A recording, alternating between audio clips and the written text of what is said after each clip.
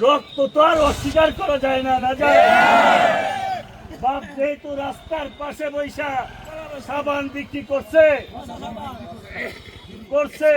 সাবান বিক্রি কইরা রাস্তার পাশে বৈশা অনেকে হাজার কোটি টাকার মালিক হইতে পারে, তাতে আমার দুঃখ নাই।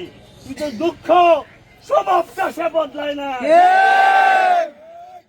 সে ঢাকা শহরে ঘুরে ঘুরে সে আমার বিরুদ্ধে প্রতিটা জায়গায় সে বলেছে আমাকে নাকি কিশোরগঞ্জের মানুষ নির্বাচনে চায় না। আলমের দুই গালে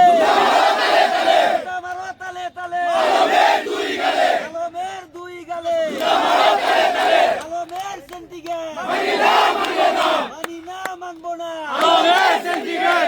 তুমি এগিয়ে চলো, তোমার সাথে।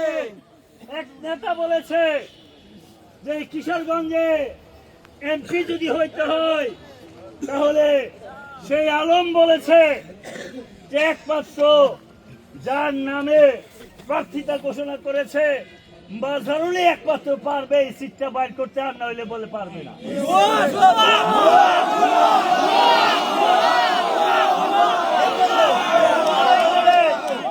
আপনারা এখানে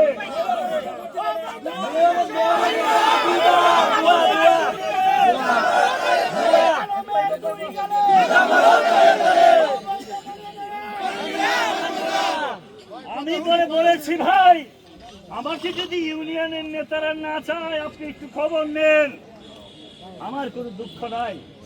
আমার সে ভালোবাসার মানুষগুলা যদি আমার পাশে না থাকে, আমি আপনাকে কথা দিলাম আমি তাদের পিছনে ঘুরে ঘুরে যে রাজনীতি করেছি সারা জীবন করে যাব। কিন্তু আপনি যে